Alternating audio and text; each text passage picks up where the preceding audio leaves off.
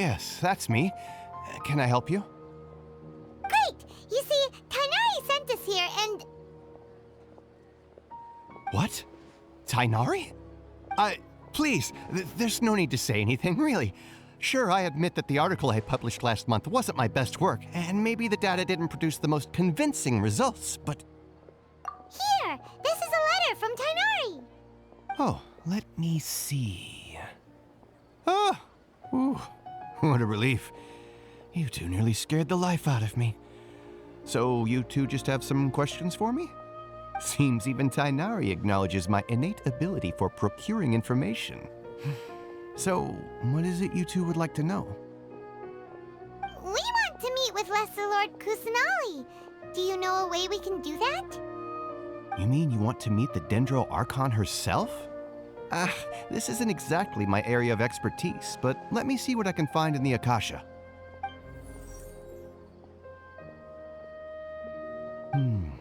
Sorry, the Akasha didn't respond to my query. What? You too? But what about your abilities for getting information and all that? Paimon was sure you'd be able to access more info than we did. Well, as I said, this isn't my area of expertise. I am but a lowly researcher, so the Akasha doesn't see a need for me to know more about the Dendro Archon. All I know is that ever since Lesser Lord Kusanali returned to Sumeru, she's never left the Sanctuary of Sorasthana or made a public appearance. Huh. Didn't expect her to be such a mysterious figure. The Dendro Archon is somewhat of a recluse. Perhaps she just doesn't want to entertain visitors, which would explain the lack of information in the Akasha.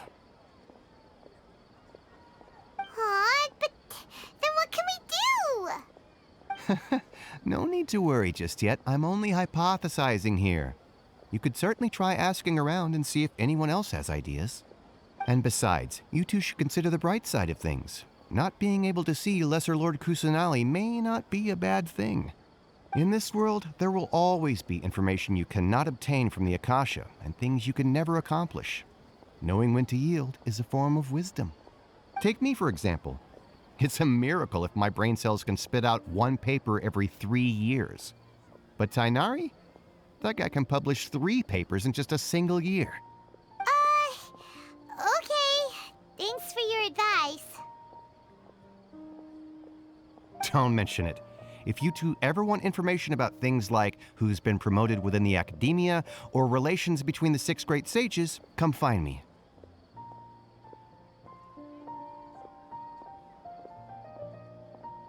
Hey, come on! This is a survival skill at the academia. Oh, Paimon's expectations were pretty low, but this is so low, it's like digging holes in the dirt. So what do we do now? Even if we want to talk to someone, we don't know anybody here. Huh? Like who? Oh, you're right! Catherine! The Adventurers Guild has its own intel network. Let's hurry and find her. Watch out for pickpockets. I've been handed all the cumbersome tasks again.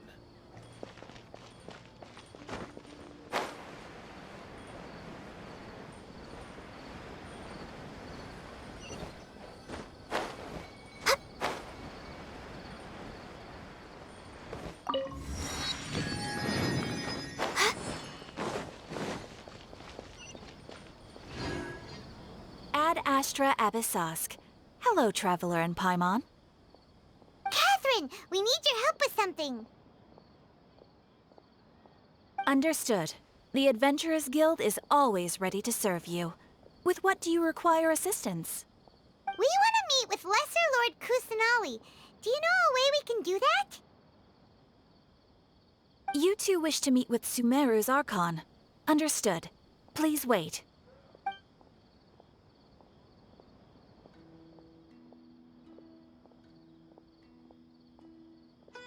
I apologize, but I am unable to call up any relevant information in the Akasha. I'm also unable to locate any pertinent information in my personal memory. Aww, another dead end. Well, if Catherine help us, then we really don't know anyone else to ask now. Please do not worry. I may know of someone who can help you two. In Sumeru, the Adventurers Guild does not serve as the vanguard of information. Rather, there are numerous active mercenary groups collectively known as the Eremites. They take on various contracts and work all across Sumeru, so they naturally accrue intelligence. An Eremite brigade called the Corps of 30 is in charge of Sumeru City's defenses. Not only are they the oldest brigade, but they are responsible for managing and coordinating the affairs of all other mercenary brigades. Corps of 30? What a weird name. Supposedly, they are named as such because their ranks numbered 30 at their inception. Asfand, an advisor with the Corps of 30, maintains good relations with the Adventurers Guild. Though he's already retired, he and his words carry great weight within mercenary circles. If you'd like to get in contact with him, you can find him at the Corps of 30's headquarters, the Citadel of Rexar. You're welcome. I wish you two the best of luck. We look forward to your exploits in Sumeru. Alright, off to the Citadel of Rexar we go! Ad Astra Abyss.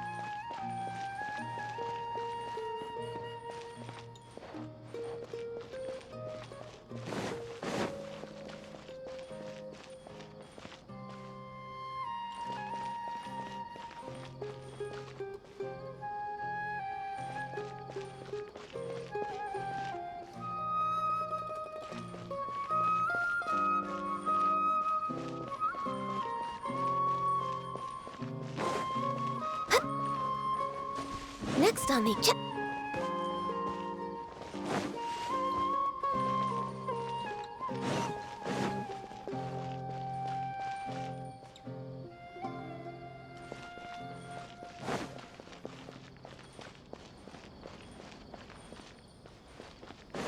We're way behind schedule.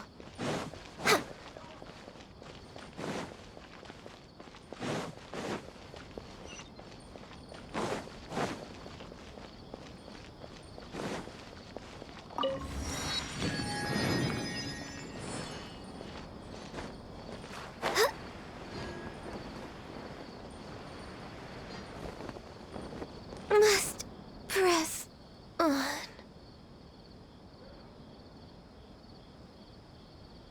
Welcome.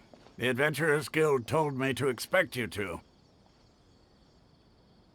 It's nice to meet you, Asfand. We'd like to ask you about something.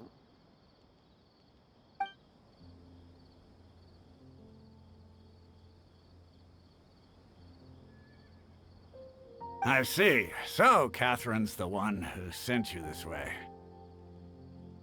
Ha! It's true that the Eremites' network is vast, but even I can't help you meet the Dendro Archon. Wait, seriously? That's it? Afraid so. The Eremites aren't terribly religious, so we don't know much about divinities. As far as the Akasha goes, we can access even less than you. We originally came from the desert. The gods there died off long ago.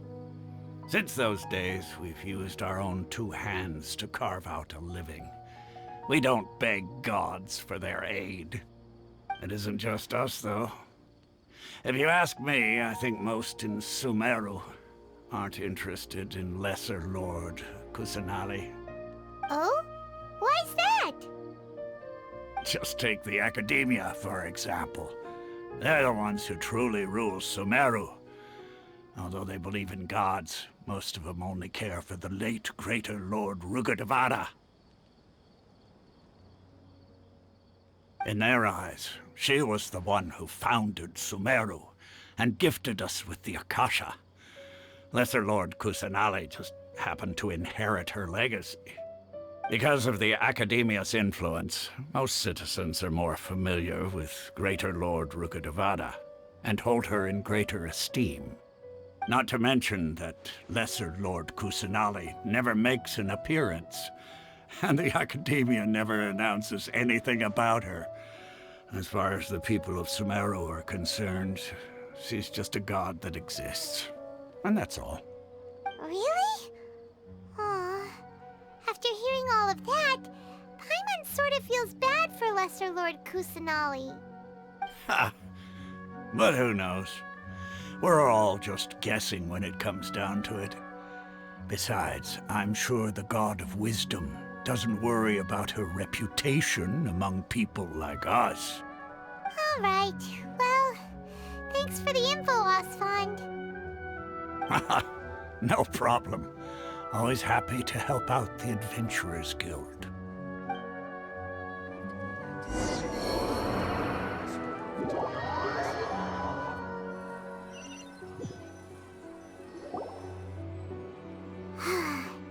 Seems Osfond was right about most people's attitudes here.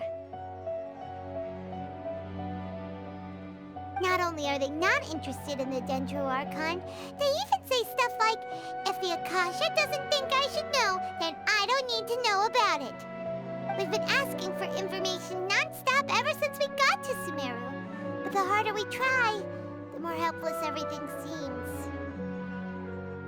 Isn't there at least one person in this entire city who cares about Lesser Lord Kusanali? Oh, you two are interested in Lesser Lord Kusanali? Huh? Who are you? From the sound of it, you two are Outlanders who recently arrived here. You've been asking around for information on Lesser Lord Kusanali, right? Oh, I'm sorry. I forgot to introduce myself.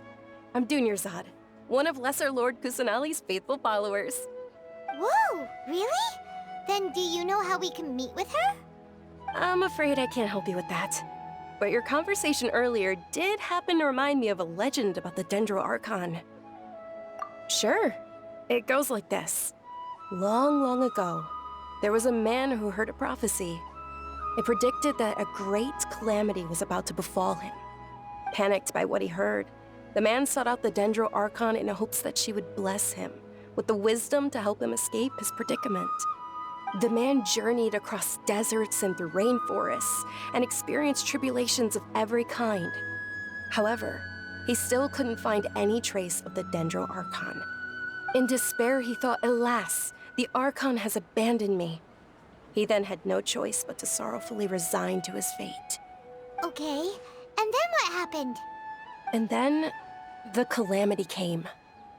But to his own surprise, the man felt somehow emboldened by the trials of his journey. By relying on his own strength, he managed to overcome the adversity. At that moment, a bird perched upon his shoulder. This bird was, in fact, an avatar of the Dendro Archon. She said, "O Archon Seeker, do you now understand? She and her wisdom have long been found by you.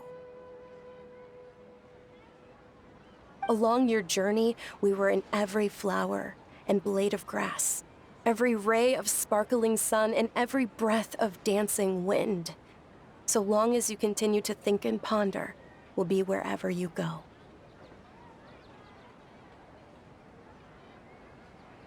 Yeah, thanks for the story! Paimon feels all warm and fuzzy inside after that. In a way. It seems like this story is also one of the Dendro Archon's avatars. Dunyarzad, since you worship Lesser Lord Kusanali, can you tell us anything else about her? Of course. So did you two know that, I'm terribly sorry, but it seems something's come up now. Let's chat another day.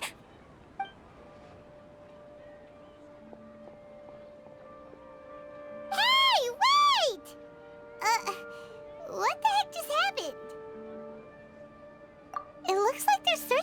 someone. Dunyarzad was acting super nervous just now. You think they're looking for her? Ugh, this stinks! We finally managed to find a lead about Lesser Lord Kusanali! We can't let them get in the way now.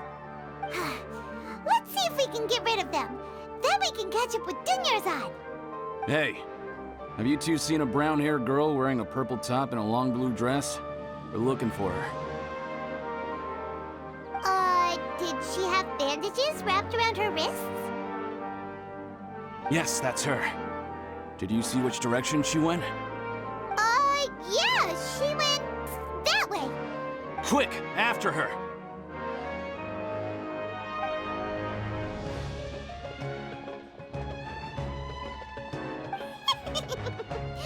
That should keep him busy for a while. Let's hurry and find Dunyarzad.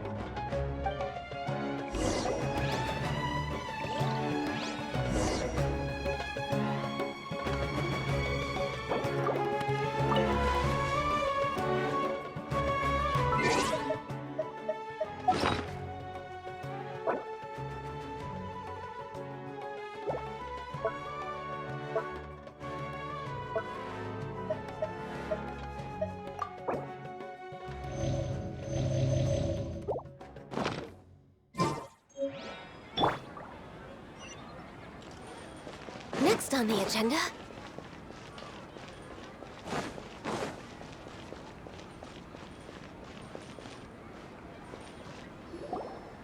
There you are, Dunyarzad. We thought you might have been long gone by now. Oh, it's you two. Oh, you startled me there. You can relax now. We threw those people looking for you off the trail. Really? Thank you so much. Unfortunately, I believe there's still more of them out there looking for me. Uh-oh, looks like there's some coming this way. Huh? More of them? Then what are we standing here for? Run!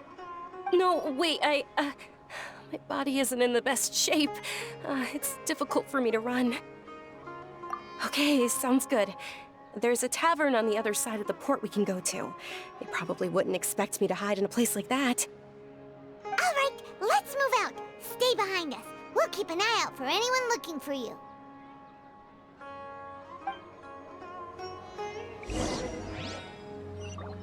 Trust me, just take my word for it.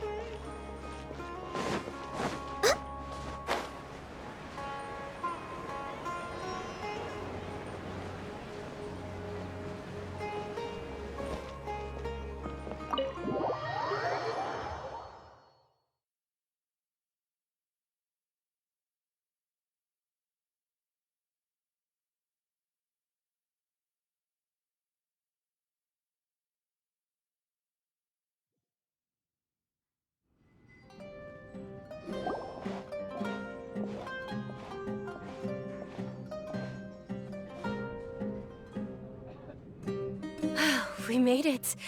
Oh, they shouldn't be able to find us now. Wait! Stand down, Dia!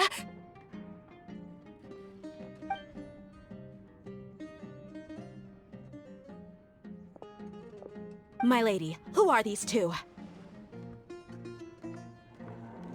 They're travelers that I met on the street just a moment ago. They happened to notice that you were all searching for me, so they helped me hide. I see. In that case, you two should scram. There's nothing here for you. Wait a sec! Who the heck are you? And why are you shooing us away? I'm Miss Dunyarzad's bodyguard, here to see that she returns home safe and sound. My lady, let's get going. You've been gone for so long that your parents are worrying themselves sick. And if I refuse to go with you? It'd be easier for the both of us if you cooperated. But if you insist on not going, then I'll have to carry you like a sack of potatoes. Hey! Dunyarzad already said she doesn't want to go back. Why are you still pushing her? Stay out of this. You don't understand the situation. Sorry, my lady. Even though I'm your bodyguard, your parents are my employers. I have to answer to them. How much? Wait, what? How much more do I have to pay you to become your employer? So you never listen to my parents ever again. double? A triple? Give me some time, and I'll get that much. My lady, this isn't about Mora. I don't know what you think of us Eremites, but let me say this. I like Mora, but I'll never go against my principles. That's why I'm here looking for you. Sure, it's an order from my employer, but my conscience was also telling me it's the right thing to do. And knowing your health, carelessly running around like this is gonna hurt ya. For the sake of those who love you, don't be stubborn. No, you're wrong. I'm aware of my limits, and I know what I'm doing. Honestly, the only people being stubborn right now are my parents. And they know perfectly well that it makes no difference if I'm at home or not. They still won't accept reality. And every time I bring this up, they just change the subject. Dia, you've been living with us a long time already. This should be old news to you. Dia, I know it hasn't been easy for Mother and Father, and I'm grateful for everything they've done for me. But there's someone else in this world I'm also grateful to. Because she saved me. The love I have for her is the same I have for my parents. This is my life and my last chance. So I want to do something meaningful.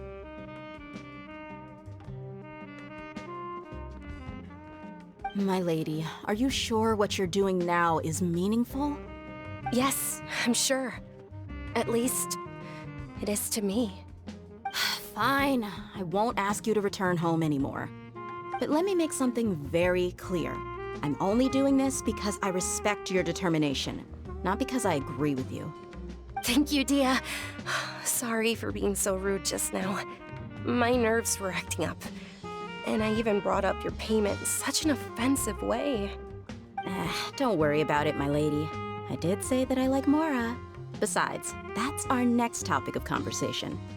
Today's little excursion caused such a ruckus that every single bodyguard at the estate was deployed. It wouldn't be easy to hide things from your old man. Since this definitely won't be your last escapade, here's a little tip. You should at least make it look like your room and things are still in order when you leave. Also, you'll need someone to cover you for when you're out and about. So, I'll let you hire me, my lady. This way, everyone wins. As for the pay, let's say half of what your father pays me.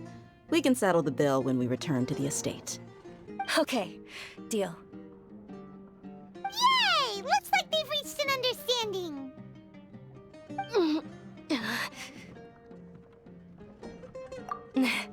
I'm fine, really. I just feel a little tired now that things have calmed down. My lady, stop trying to look tough. We're already in a tavern, so let's rest up and grab some grub. I'm sorry for worrying you two. If you don't mind, I'd like for you to join us. Sure! After you rest up, we want to hear more about Lesser Lord Kusanali.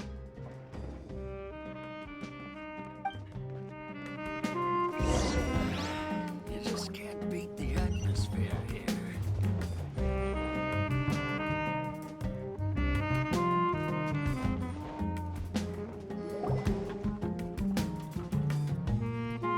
Ha! Well, if it isn't Dia, haven't seen you in nearly half a year. Word on the street is that you're a bodyguard for the Homayani family now. Ha! Don't you find that kind of work boring? Nah, you get used to it. How about a menu over here? You got it, huh? Isn't this little Miss Homayani herself? We don't get to serve personages like you very often. We'll be sure to prepare our very best. Thank you, sir, but there's no need. I don't have a lot of Mora on me, and I really ought to save as much as I can. But please bring these two the best food you have. They're my new friends, so I want to be a good host for them.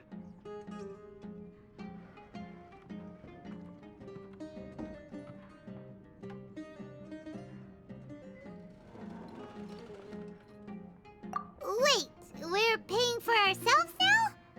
Aw, Paimon kinda wanted to try something fancy, but we aren't exactly loaded. Guess Paimon will settle for something ordinary. How about our coconut charcoal cakes? They're our signature snack, and they run cheap. Look, other customers over there are eating some now. They look kind of burnt and dry. Paimon will pass.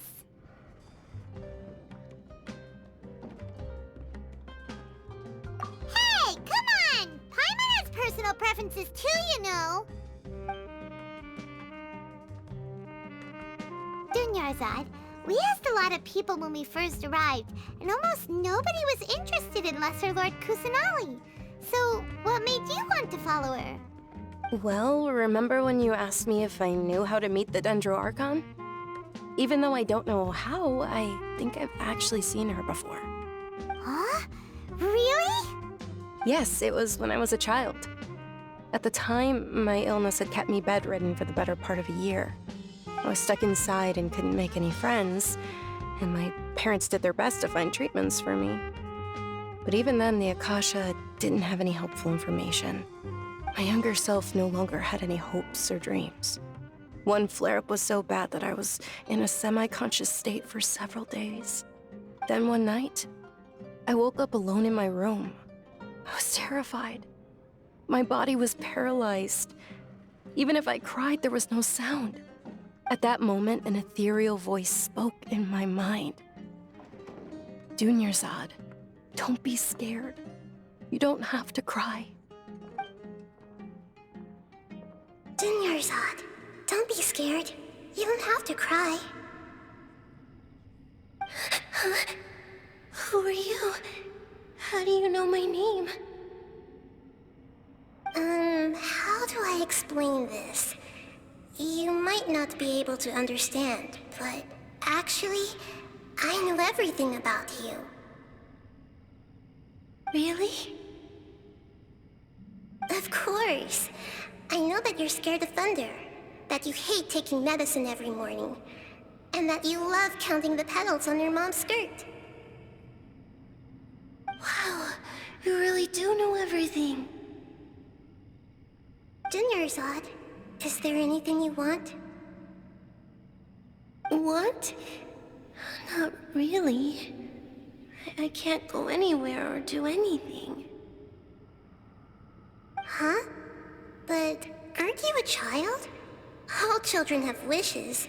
Tell me what you want, and maybe I can make it happen. But can you make my illness go away? Oh. I'm sorry. But I'm not powerful enough to do that right now. Then, can you be my friend? After that, the voice said, "Okay, I'll be your friend." Although my body was suffering during those days, that voice encouraged me and told me many wondrous things. Beyond my window was the flourishing Sumeru city. Beyond the city was a lush rainforest. And beyond that was the wall of Samiel, deserts, and all of Teyvat. Once I finally made it through that bout of illness, I couldn't hear that voice anymore. I told my mother about it, but she said that I must have been dreaming. But I know that that voice wasn't a figment of my imagination. Before that, I had never heard of Teyvat.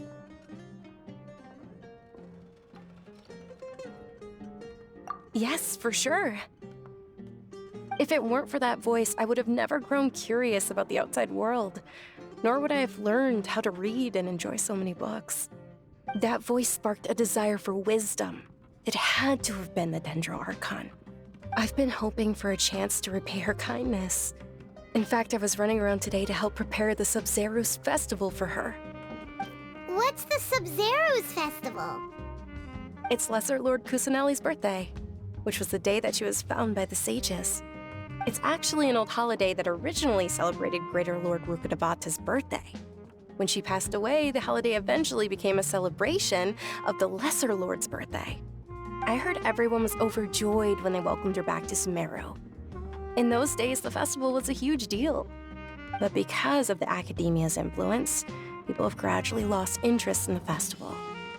The academia actively participates in Sumero's many holidays dedicated to Greater Lord Rukkhadevata. But when it comes to the Sub-Zero's festival, forget any funding. They practically act like it doesn't exist. Maybe they see Lesser Lord Kusanali's birth as confirmation of Greater Lord Rukkhadevata's death. so they're reluctant to celebrate it. Aw, but that's awful. It is. It's absolutely terrible. Sure, the Greater Lord founded Sumeru, but hasn't Lesser Lord Kusanali been the one quietly protecting us for the past few hundred years? Just remember that we're still out in public. Don't get too carried away now. I know that people over by the Grand Bazaar still hold the Sub-Zero's festival to this day, but I hadn't met any of them before, so I was never able to contribute. But recently, I made a friend there who also follows Lesser Lord Kusanali. I gave her my savings because I want her to throw a wonderful festival this year.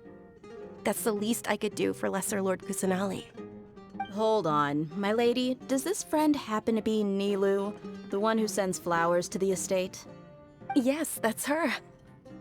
I saw her leaving the other day with a nervous look on her face. It seemed like she was hiding something in her arms. Did you give her something? Yes. Initially, I didn't have much Mora prepared, so I had Nilou sell one of my skirts. I've agreed with Nilou to meet up at the Grand Bazaar today, and see how things are coming along. Dia, would you accompany me? Sure. That's quite the trip, though. I'll carry you. No, that would be too much, even for you. You might as well just accept the lift. If I let you walk, who knows how long it'll take us. And if anything happens to you, then I'd really never hear the end of it from your father. But of course! Nilou will be thrilled to hear there are more people interested in Lesser Lord Kusanali.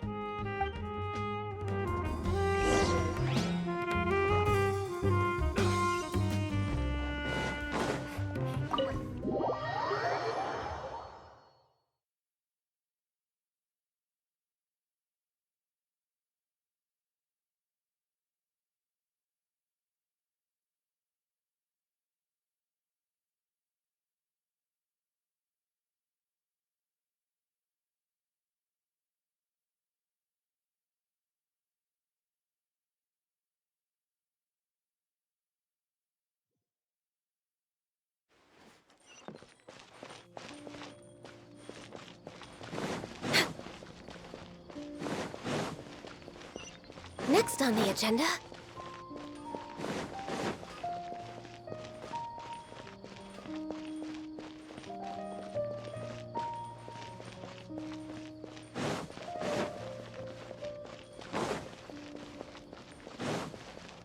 Healthy body, healthy mind.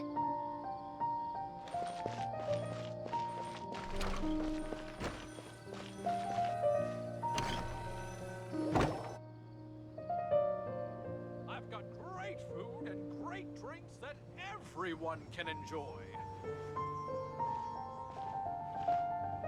Sorry I'm late, Nilou. Oh, Dunyarzad. It was taking you so long that I assumed you got trapped at home, but you made it in the end. Uh-oh. But if Dia's here, that means you got caught, right? You could say that, but everything worked out. She's on our side now. Not completely. Oh, and who are these two? Oh, meet the Traveler and Paimon, my two newest friends. They're visitors who just arrived at Sumeru City and are looking for information on Lesser Lord Kusanali. So you're followers from another land? Oh, really? Well, that's okay. You're still invited to the Sub-Zero's festival. By the way, Dunyarzad, we've already started decorating the Grand Bazaar. It looks spectacular, thanks to your generous contribution. You're very welcome. It's the only thing I could do. Do you still have enough Mora? Probably? But don't sweat it. We've already finished renovating the stage. Come on, I'll show you.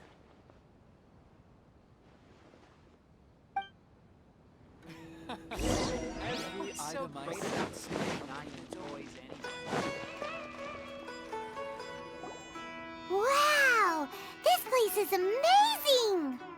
Not bad. Last time I was here, the stairs were full of holes. The stairs were nothing. A little while ago, we discovered that the tree above the stage had a huge chunk of bark ready to fall off. Mr. Zubair was worried sick. We reported it to the academia many times, but they never sent anyone to deal with it. We didn't want anything bad happening, so we were going to cancel all the stage performances. Oh, probably because it was the theater asking. The academia looks down on performers like us. They probably think it would be best if the theater closed down completely. We can't let that happen, though. Not only would everyone involved in the theater go hungry, but then we wouldn't be able to hold the Sub-Zero's festival anymore. Thank the Dendro Archon for Dunyarzad. With the Mora she gave us, we hired someone to patch up the tree, and we also gave the stage a much-needed makeover. The stage is going to be even prettier when it's festival time. I can't wait for you to see it. And I can't wait to see you on the stage. You've been practicing so long already. It's almost time for your dream to become reality. It's our dream. I'll do my best for the two of us. Nilu, what are you gonna be doing at the festival? She'll be dancing the dance of Sub-Zeros, the most important performance at the Sub-Zeros festival. Dunyarzad, have you told him the origin of this holiday? I only told them about the Greater Lord and Lesser Lord so far. Okay, then I'll tell you two about how this holiday came to be. According to legend, the Sub-Zeros festival was originally the Goddess of Flowers' birthday celebration for the Greater Lord. A long, long time ago, on one of Greater Lord Rukkhadevata's birthdays, her friends threw her a celebratory banquet. Some of the gods got drunk. One started playing music, and the Greater Lord started singing, so the Goddess of Flowers began to dance. As she danced upon the grass, countless beautiful parisaras began to bloom wherever she stepped. Those brilliant purple flowers became her dazzling stage. All the gods clamored, "Oh, if only time could stop at this very moment." Of course they did. When people mention the gods, they always think of the Archon War. But Sumeru's gods also had happy times. Although they aren't around anymore, they're preserved in our tradition of dance. This outfit I'm wearing is apparently based on how the Goddess of Flowers looked. Though we're just tiny people compared to the Divine, we still have to do our best to make sure that the birthday girl feels loved on her special day. Nilu, you of all people will definitely be able to convey our well wishes to the Dendro Archon. I also noticed that you went the extra mile and scattered parisaras around the stage. They symbolize the Goddess of Flowers, after all. It's just a shame that all the real parisaras went extinct after her death. Yeah. The Greater Lord brought forth parisaras in memory of the Goddess of Flowers, but she ultimately could never truly replicate that beautiful purple. Thinking about the Goddess of Flowers dance makes me wish I could have seen it. If my stage were anything like that, I'd be thrilled if I had just two real parisaras on the stage.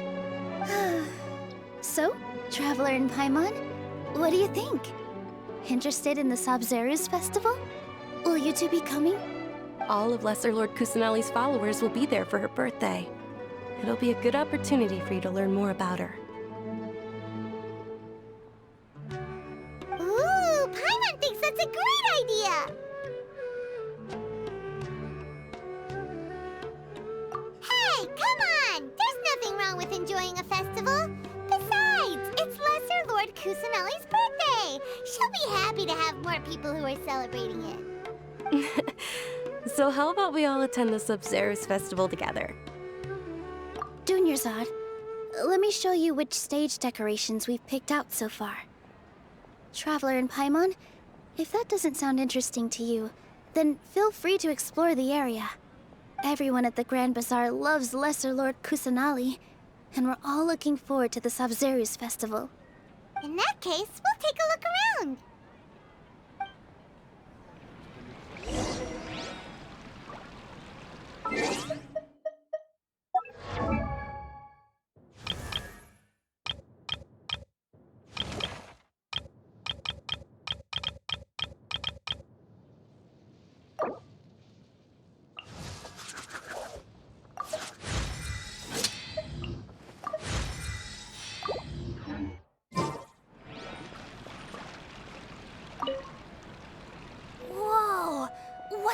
yellow hair. And why do your clothes look so funny?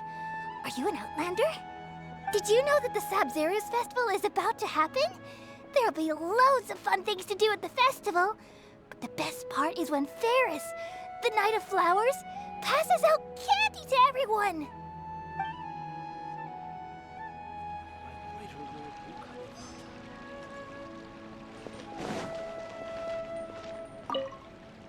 Ah, dancing at the Sabzeruz festival.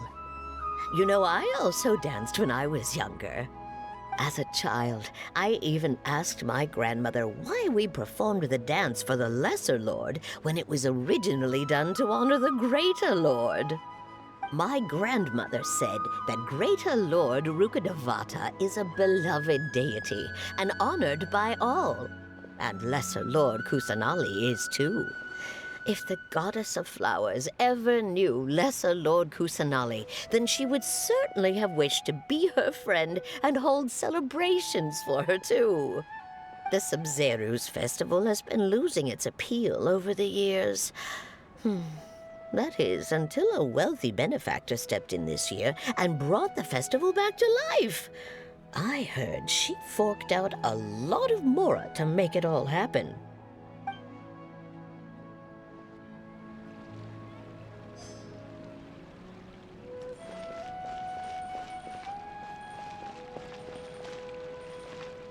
Huh.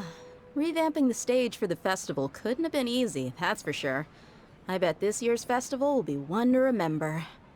I don't know much about the Grand Bazaar, but I do know that the residents here have a penchant for song and dance. Two things that the academia doesn't particularly approve of. Oh, and the perfume sold around here is a lot better than what you'll find elsewhere. The fragrances are longer lasting and they're gentler on your skin and... I mean, that's what I've heard at least.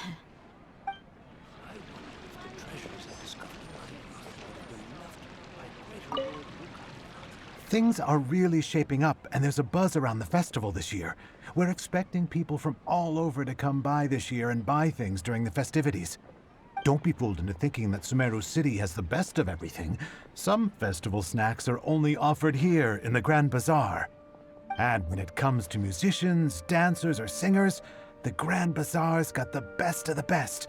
Sure, those folks at the academia might not like it, but what's a festival without song and dance?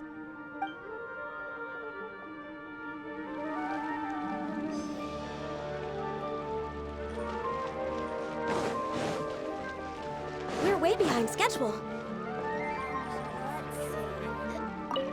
Milu, your outfit looks amazing.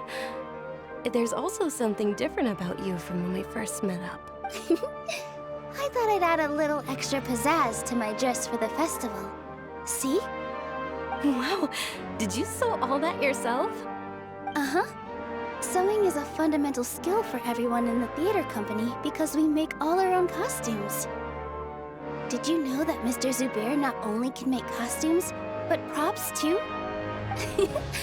I've noticed that you can't keep your eyes off that crown over there. Would you like to try it on? May I? Of course! The legends say that the Goddess of Flowers had beautiful horns on her head, so this crown was made to reflect that. Dunyarzad, you look absolutely stunning with it on. It's like I'm looking at the Goddess of Flowers herself.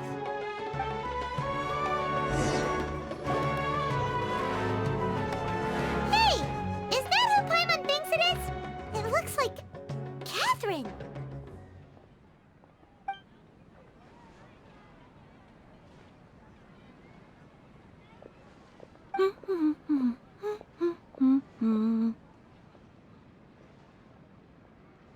Huh. Come to think of it, Paimon's only ever seen her behind the counter at the Adventurers Guild.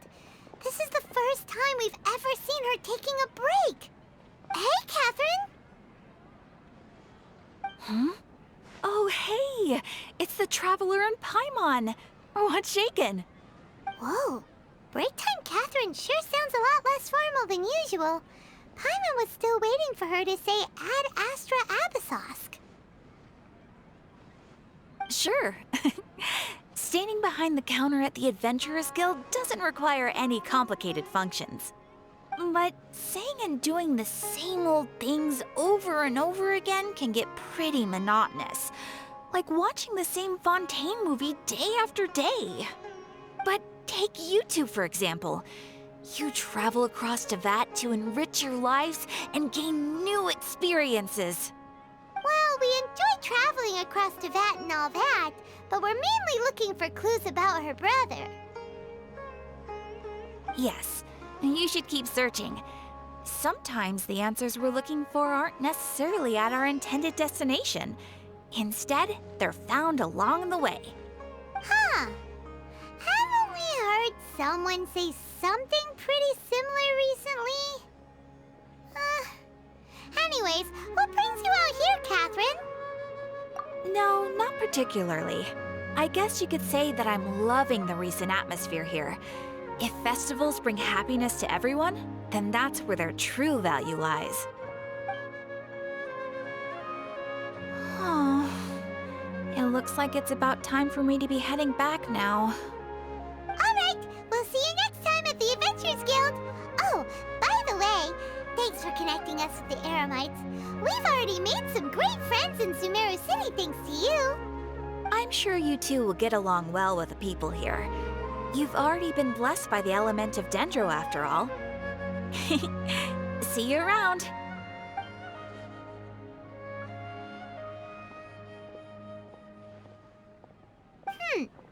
There's something really different about Catherine today. Hey, Traveler. Paimon. Oh, hey, Dia. What's going on? I've got something to tell ya. My lady knows you're looking for ways to meet Lesser Lord Kusanali, and she's been trying to come up with a way to help you. Well, I have an idea that might help. Are you serious? We'd love that! It might not necessarily pan out, so don't get your hopes up too much. I'll need to take you two somewhere and ask someone some questions. My lady is feeling a little worn out at the moment. Nilu's found a place for her to rest. After I take my lady home, let's meet in front of the Citadel of Regzar. Sounds like a plan! Let's head over to the Citadel of Regzar and wait for Dia!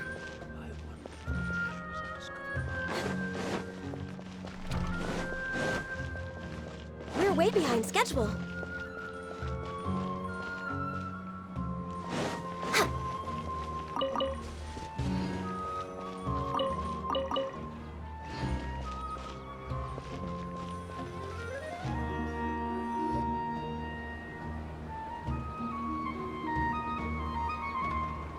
Sorry, I'm late. It took some convincing for the Master and Mistress to believe that Miss Dunyarzad was only sitting in the port for a while because she was in a bad mood. Anyway, I guess I should be thanking you. I haven't seen Miss Dunyarzad that happy in a long time. If it wasn't for you two, she probably would have been caught and dragged back much earlier. You sure sound a whole lot nicer than when we first met, Dia. Who would have thought you had such a soft spot for Dunyarzad? It's called being a professional. I'm a bodyguard, and I work for whoever's paying. Look, Dia's blushing. Listen, you two. I don't expect to be working for Miss Dunyarzad very long, but I hope to finish things on a positive note if possible. Let's cut the chit-chat and head into the Citadel. We'll see if the person I know has a way for you two to meet with the Lesser Lord.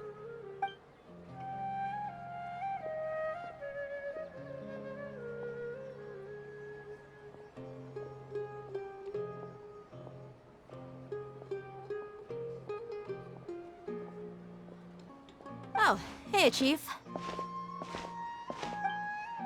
Ha, Dia!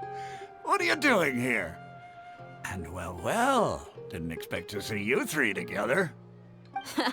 I take it you all know each other already? Mm-hmm. We met this morning after the Adventurers Guild pointed us to Osfon for more info. No kidding. Huh. So, where's Ruksha? I thought I'd help these two out by asking about the theft. Anything you can tell him? Rukshaw's gone over to the Academia. The Grand Sage recently ordered Sumera City to begin bolstering its defenses, so people from all over have been called back to the city. Since you've already mentioned the theft, I suppose I might as well tell them what we know. Appreciate it, Chief. Theft? Sorry, what the heck are you guys talking about? Just recently, the Academia lost something, and there's a chance the item is connected with the Dendro Archon. This case might just somehow help you in meeting her. I suppose that's one way to look at it. But if you ask me, the case is more about the Academia than anything else. Let me fill you in. The Academia recently sent a convoy to pick up an important package from Aru village. Word got out, and the convoy was robbed on its way back. The Grand Sage took the whole matter very seriously. Not only did he dispatch the Matra, but also enlisted our help in the search for leads. All we know so far is that whatever was stolen is currently in Port Ormos. You two have heard of Port Ormos, haven't you? It's the largest commercial port in all of Sumeru. You can travel there by leaving Sumeru City and heading south along the river. The Academia's grip isn't long enough to reach all the way to Port Ormos, so the city's a little more laid back, meaning the population's also a mixed bag. You never know who you'll meet there. Apparently what was lost has a great deal to do with the Akasha, knowledge, and even the gods. I'm afraid I don't have any other details for you, though. If you're interested, maybe you could head to Port Ormos and ask around yourselves. If you want my advice, try introducing yourselves as students of the Academia once you're there. Are you serious, Chief? All the Academia students are in Sumeru City, you know. Why should they pretend to be students in Port Ormos? If you're also interested, just go there and see what happens. Count me out. I've got plenty of work to do here for the Homayani family. And take it from me, if you two really do decide to visit Port Ormos, you'd best watch your backs. Let's just say that the Eremites there aren't nearly as friendly as those here in Sumeru City. There are even some extremists who go around shouting slogans like, "Retake Sumeru for the Scarlet King." Word is that more and more are joining their movement. They're becoming a real headache for Chief and the others. You bet they are. The Scarlet King's been dead for thousands of years. Now they start spreading rumors of his return. Ridiculous. Not everyone's like you, Chief. Even the desert natives who abandoned their homes in the wilderness still wish to have a god of their own. Well, Traveler, that's about all the information we have for you. Thanks, Dia! And you too, Osfond! Since we've gathered all we could for the moment in Sumeru City, let's head to Port Ormos and see what we can find next. Miss Dunyarzad is looking forward to seeing you both at the Sub-Zerus Festival, so be sure to get yourselves back here in time for that. Good. Then we'll see you both at the Sub-Zerus Festival.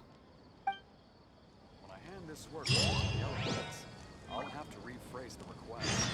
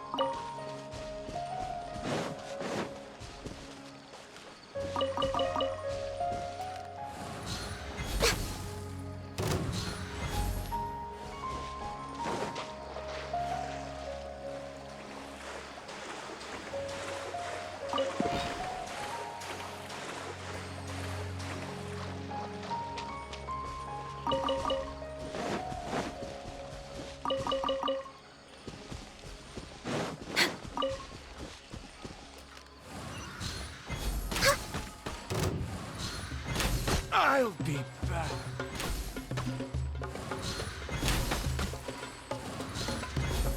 How heartless. You won this one.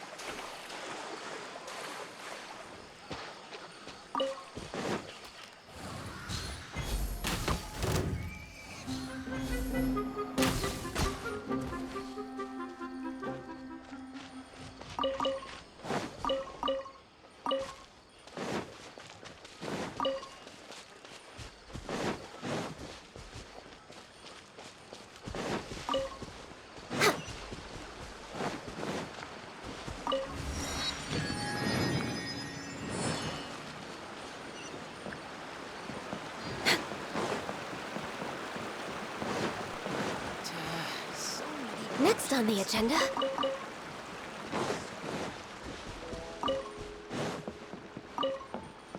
We're way behind schedule. Next on the agenda... We're way behind schedule.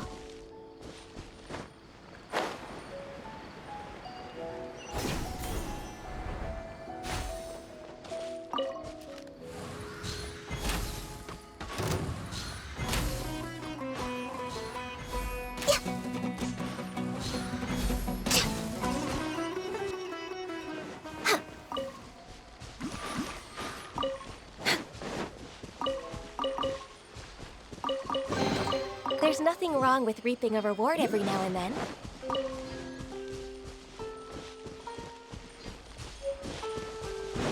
We're way behind schedule.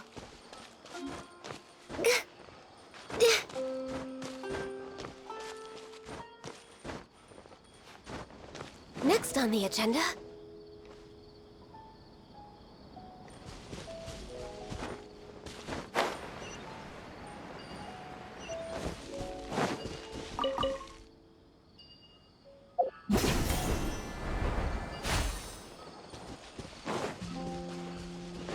Next on the agenda...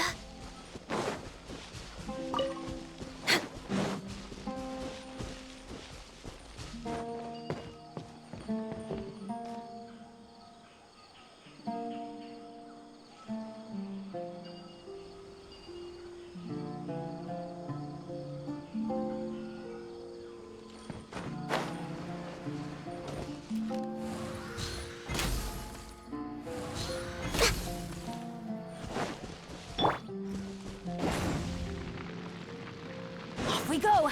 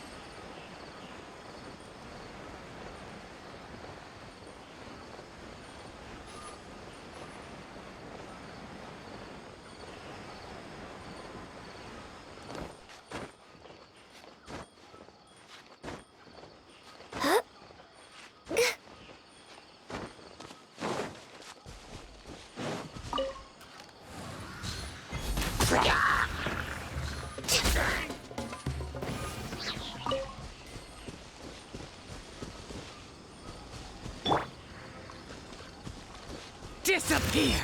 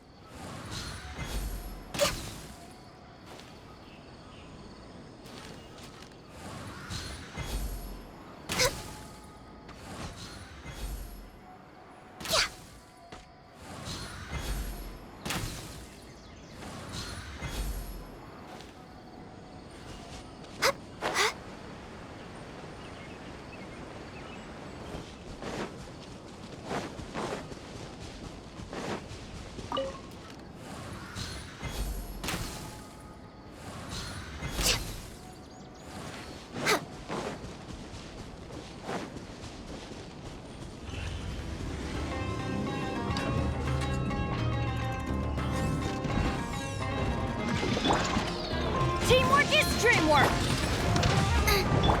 For Rex Lapis! No touching! Born of ice and frost.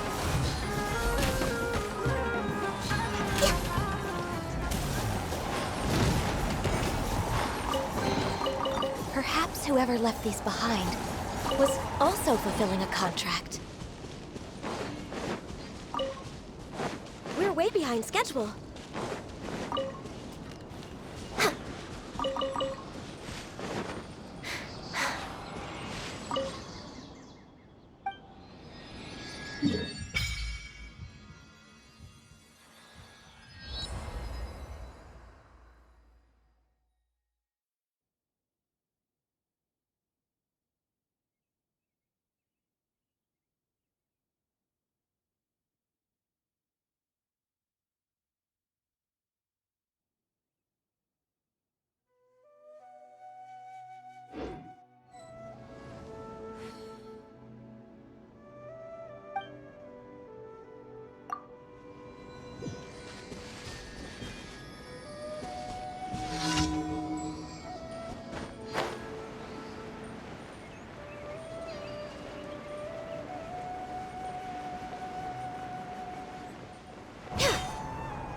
Access denied. Born of ice and frost. Suffocate!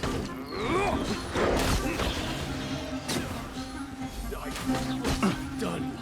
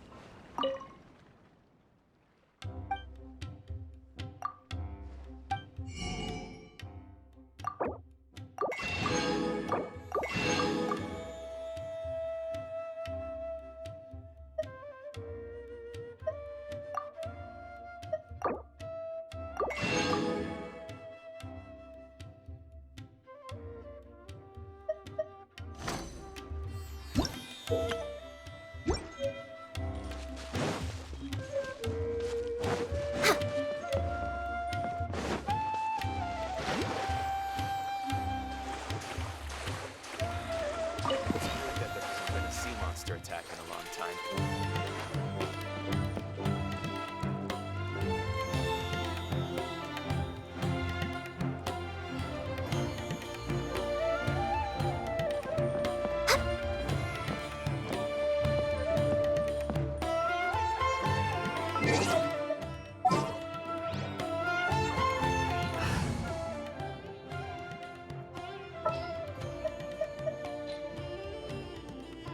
Let's finish this quickly. It's great that there hasn't been a sea monster attack in a long time.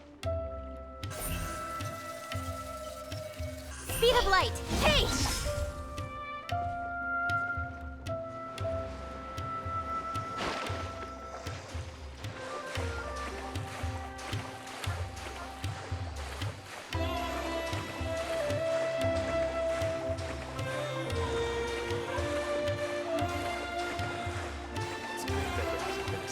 monster attack in a long time.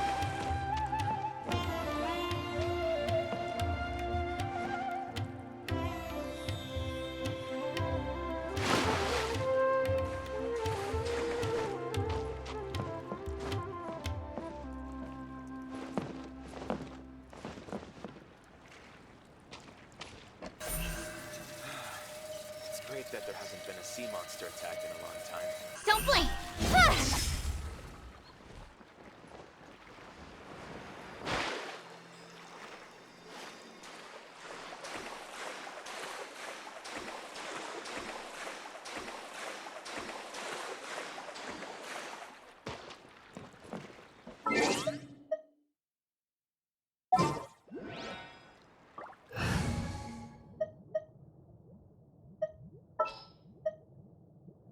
What shall we do?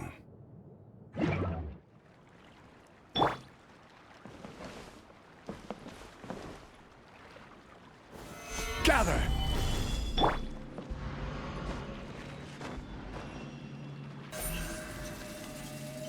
Incoming! Hey!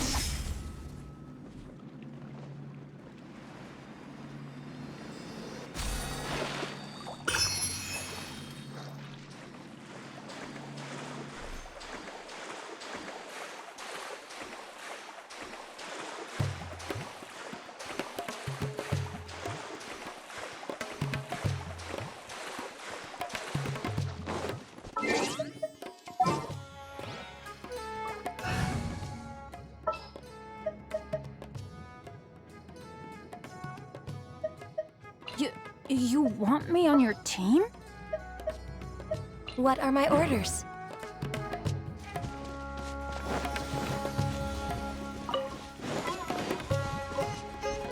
Adventure time!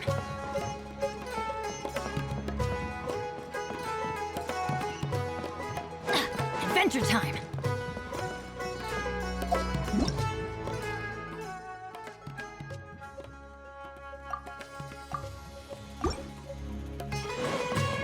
Off we go!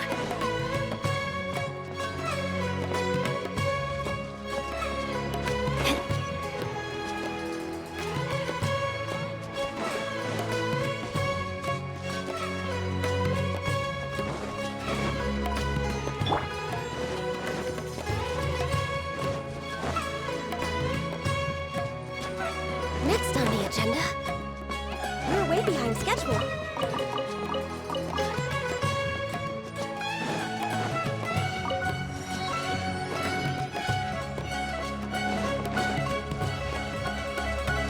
Next on the agenda.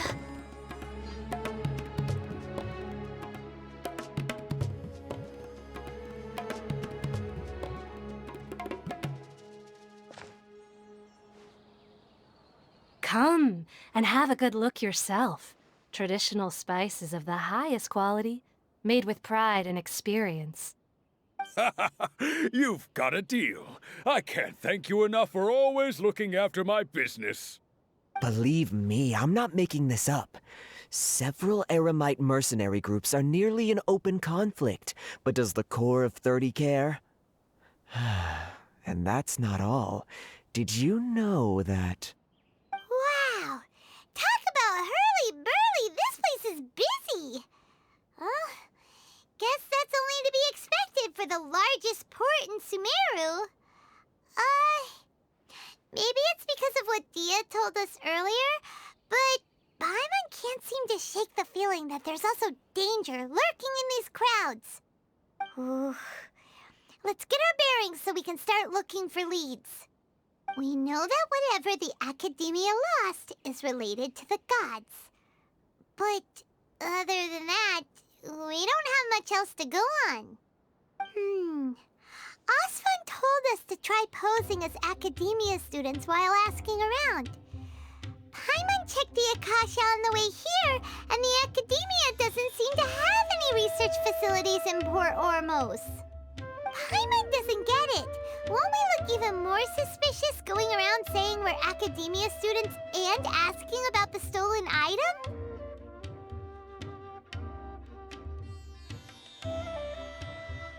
Well, given all the people that come through here every day, If there's any information to be found, Paimon bets we could find it in the market.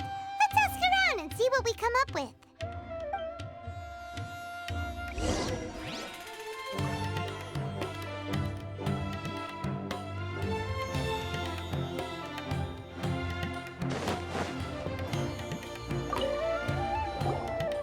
Welcome. Welcome. How can I help you too? Hi there. We would like to ask you a question. Do students from the academia ever come to Port Ormos?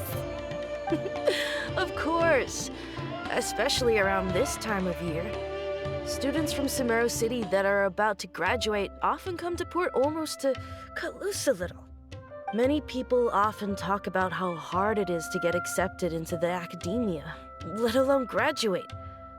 But those who finish their studies and go on to become full-time researchers at the academia have it even harder. Sure, we may not be Sumero City, but Port Ormos offers beautiful scenery and a stress-free environment. Some even say it's good luck to come to Port Ormos, so students and researchers come flocking here when things get to be too much at the academia. Ah, you see over there? Those are students from the academia. They've been looking worried and miserable ever since they got here a few days ago. If you ask me, the life of a merchant is better. So long as the Akasha teaches us what we need, then life is good. Those students seem to be discussing something. Let's see if we can listen in.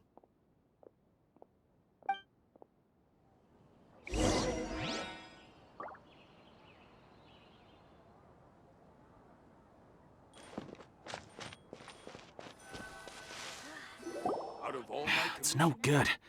I've tried asking around, but I haven't been able to learn anything useful. Not to mention that a bunch of scary-looking Eremite mercenaries have been posted along the streets now. There's been a lot of fighting between the different Eremite factions in Port Ormos. If we choose to move on our own, then it would be wise to steer clear of them. Especially the group that's constantly shouting some stuff about the Scarlet King and some resurrection. I've even heard that the Citadel of Regzar is starting to get fed up with them. What was that group called again? Ein something or other? They're called Ein el Akhmar. Today, I heard that the thing we're after might be in their possession at the moment. Wait, come again? Don't you see? Many of the Eremites in Port Ormos deal with trading this kind of thing. They're usually pretty wary of outsiders, but not so with students of the academia. It's because the kind of goods that students are looking for aren't the kind of goods that Eremites are after. As long as they know you're a student, then deals can be made. I've heard that Ein el-Hakmar likes to set up shop at the Jafar Tavern. Supposedly, if you're willing to part with 500,000 Mora, they'll give you info on anything. Wait, did you say 500,000? If information alone costs that much, then how could we ever afford to buy what we're looking for? I guess we might as well give up on trying to graduate this way. I wouldn't worry too much. Our field of research is very niche. Who else could possibly be after that kind of shady knowledge? I bet it's practically worthless to anyone aside from us. Well, I guess that makes sense. And the only thing left for us now is to find a way in. Why don't we all just pool our money together and pay for the information? Whoa! Did you hear that? A niche field of research and shady knowledge? It all sounds pretty suspicious to Paimon. Is knowledge something people just buy and sell like that? So, what's our plan?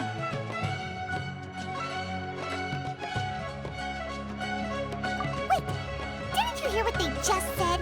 Buying information is going to cost us 500,000 Mora! Have you lost your mind? Oh, all right. Paimon never thought she'd agree to parting with that kind of Mora. But if you know what you're doing, then we should give it a shot. Out of all my commissions, I enjoy making jewelry for newlyweds the most.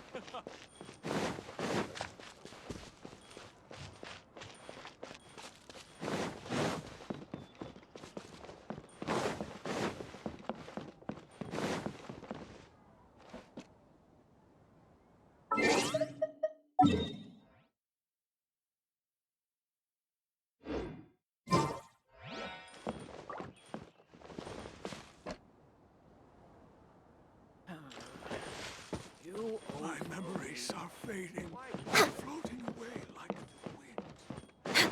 Next on the agenda.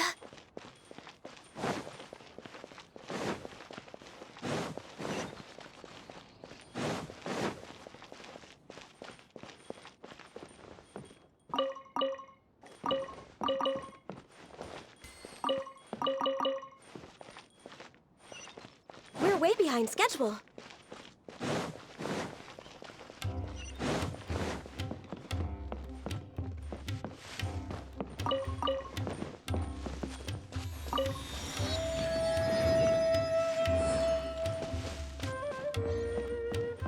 Next on...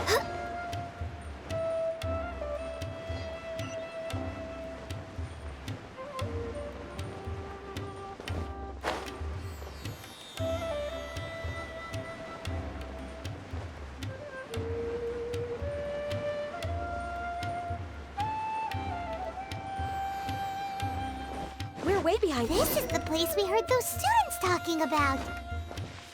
Let's find a seat somewhere and see if we can spot the group they mentioned.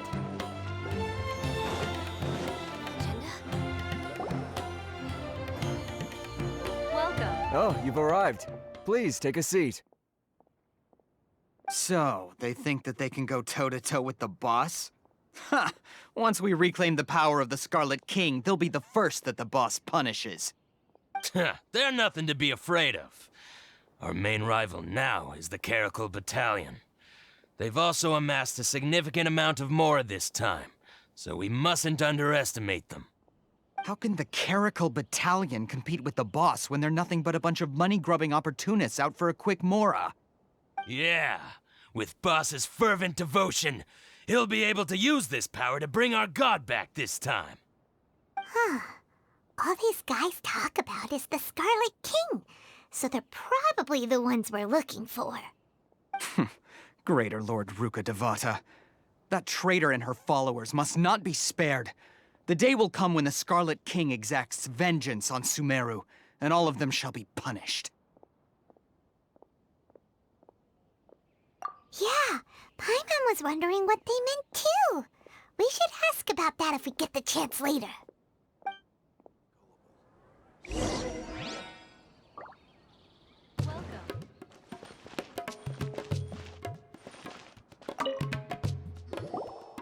Huh? Who are you? What do you want?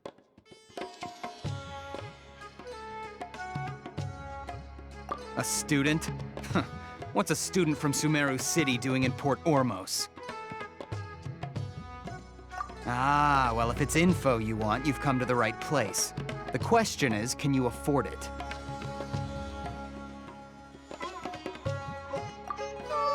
Paimon can't stand to see so much more go. But they're... Here, this is the merchant's address. Whatever you're looking for, you'll find it there. Hmm? Well, what are you waiting for? Oh, that's right! We heard you mention the Scarlet King just now. We're actually interested to know more because we're,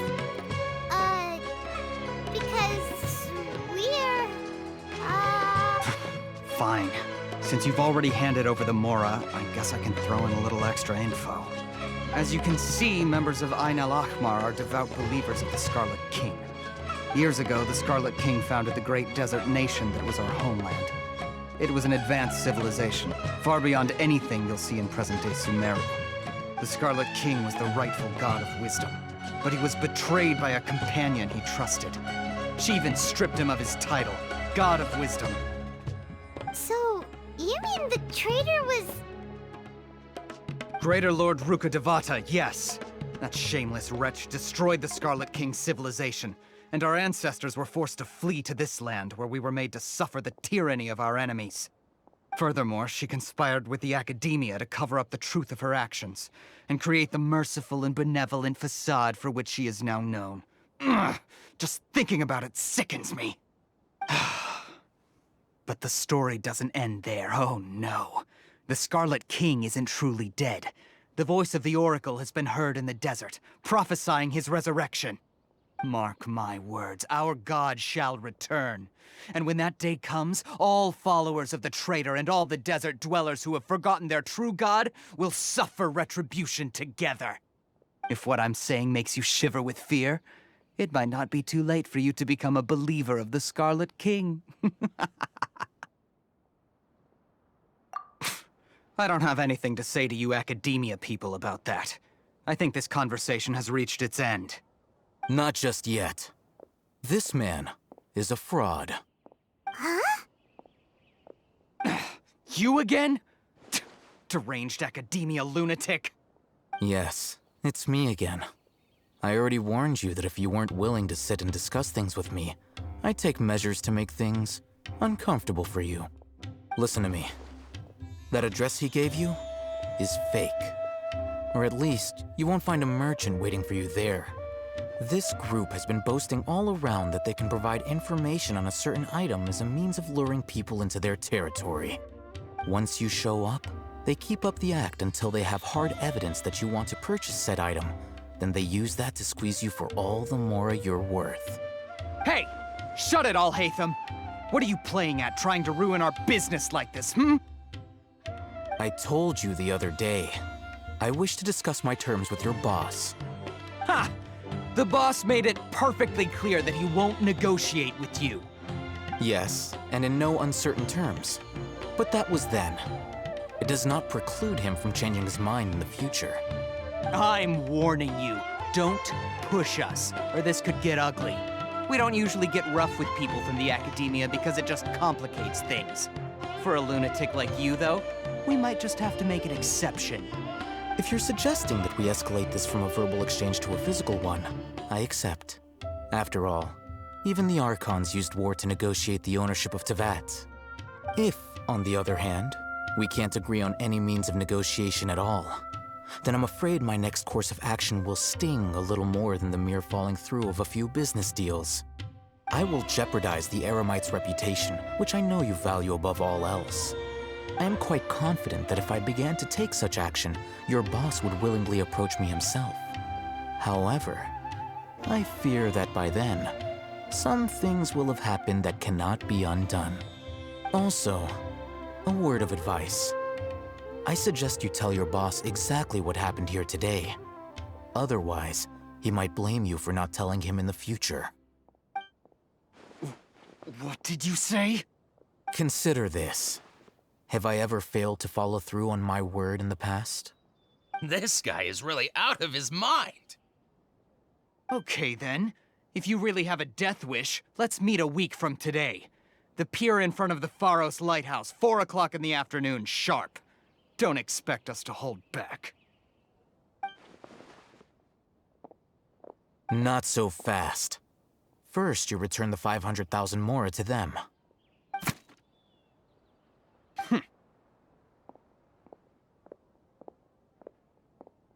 Please, I beg you, don't provoke them. We can't afford any trouble with this crowd. They haven't even paid for their food yet. Ah, Mr. Iman. There appears to be fewer staff in the restaurant recently. This wouldn't happen to be because they're all busy spreading the word to the students, would it? Well... Someone who chooses to do business with a group like that really can't afford to get so flustered the instant someone confronts them about it. Consider the meal compensation for our silence. I'd say you're getting an excellent deal.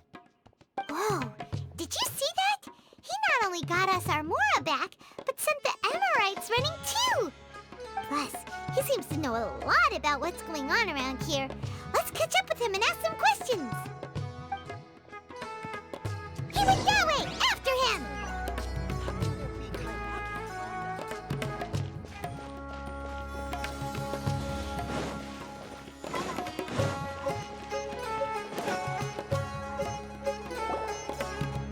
Wait up! It's Al-Haytham, right? What do you want? No need for thanks. My goal was to get to them, and you two gave me just the opportunity I needed. We're even. Oh, I advise you to keep your distance from them. Since they weren't able to make off with your Mora in the end, they might harass you again in the future. All right. Goodbye. Hold your horses! We still have something to ask you about! Since you tore through their scam right in front of them, You must know the real story about certain something, no? Who exactly are you two? And why are you inquiring about that? A student. Right. Look, you should know that those thugs conducting business with you had nothing to do with your lie. Huh? Oh, yeah! She's really strong! Weren't you saying something about a physical exchange? We can help with that. She doesn't even have a vision. Forget it. Maybe not, but she can still use elemental energy. Otherwise, there's no way we'd go asking for info from from guys like that. Those high-headed thugs are definitely gonna bring a lot of backup for your next meeting. Even if you don't go alone, you won't regret taking us with you.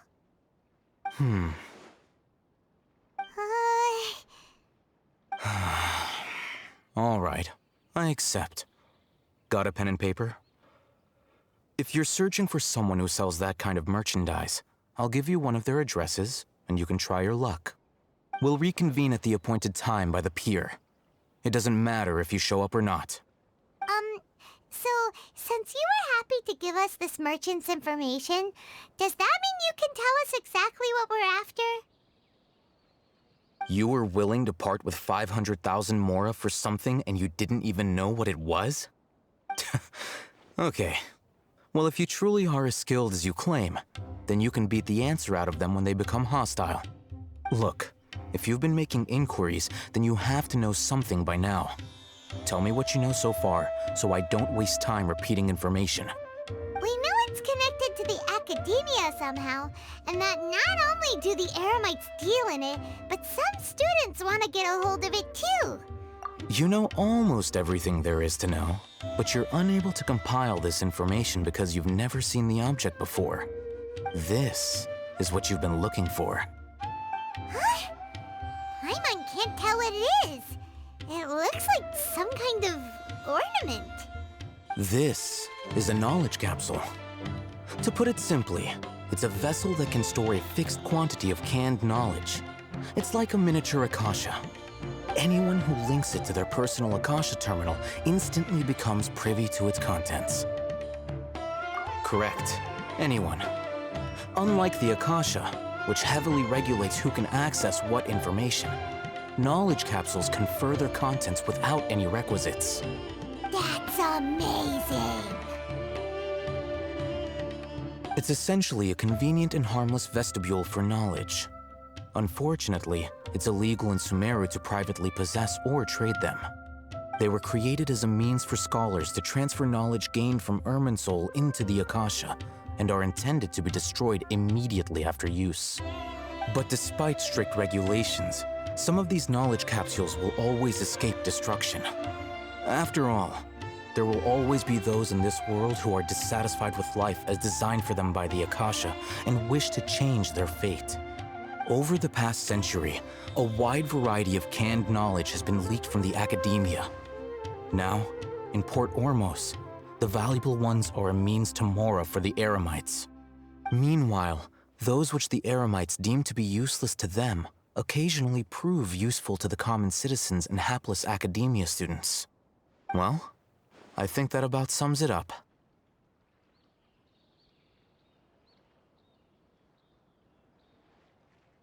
Oh, so that's your true objective. With our current arrangement, I don't believe I can offer an answer.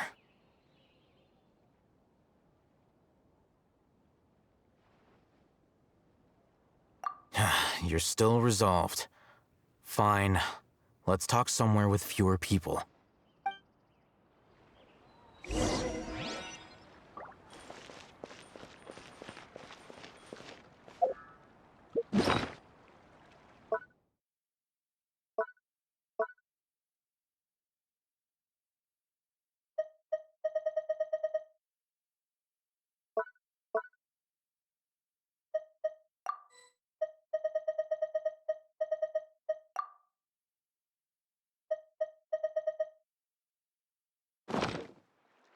We're way behind schedule.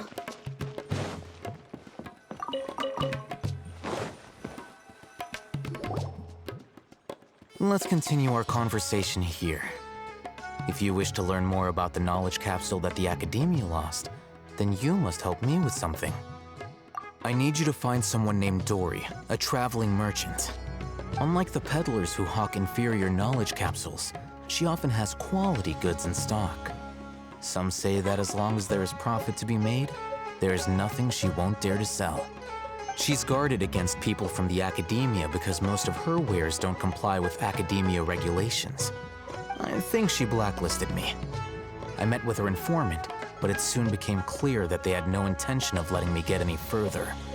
Become one of Dory's customers and earn her trust. This is my condition for further collaboration. Why do you want us to meet with her?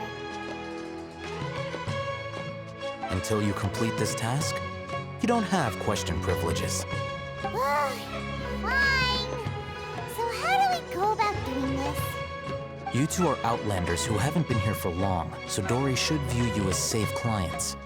I'll give you the informant's address and their contact password. Beyond the password, though, I have no way of knowing what other tricks she might have up her sleeve. You'll have to improvise. This is kind of nerve-wracking. The true challenge begins after you meet her. She has a keen nose for Mora and a shrewd eye for wares, and she only likes customers who she deems to have good taste. I'll prepare some funds for you. Buy her highest quality wares and earn her approval. But we only just saw a knowledge capsule for the first time. We don't know how to tell which ones are good and which ones are bad. Is that something we can learn quickly? That's true. Have you two heard of elemental sight? Oh, that's a surprise. Guess I'll have to hold you in higher regard. Anyway, that ability should resolve your issue.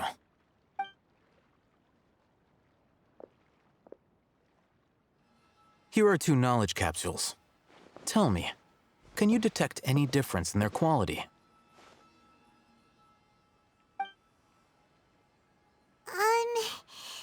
They look the same. Try inspecting them with elemental sight. How'd it go? Did you see anything?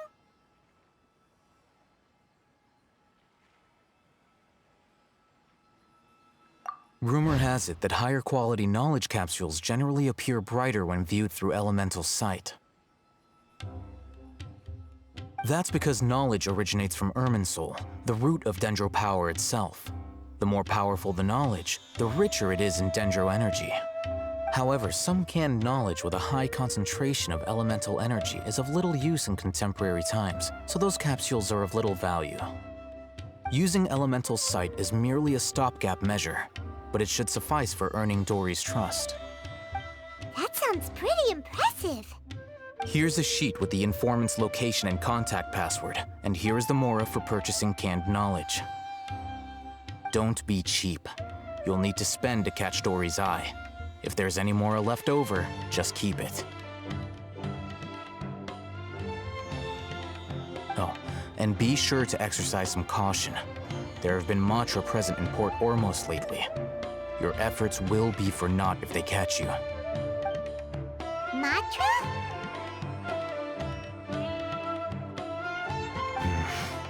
They belong to the Academia's regulatory body.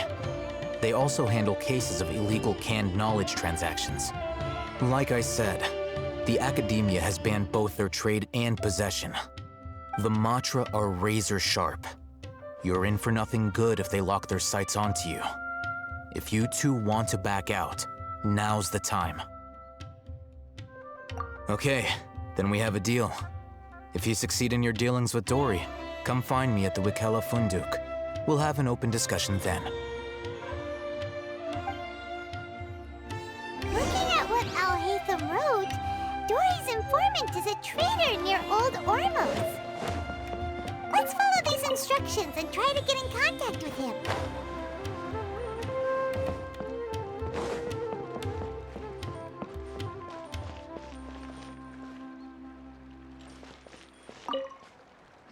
Hello. What are you two looking to buy?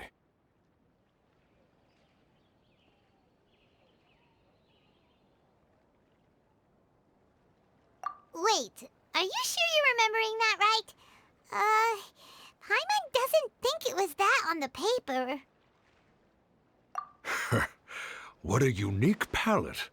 We have unripe horror fruits, but we usually keep them in the back. I'll have someone escort you.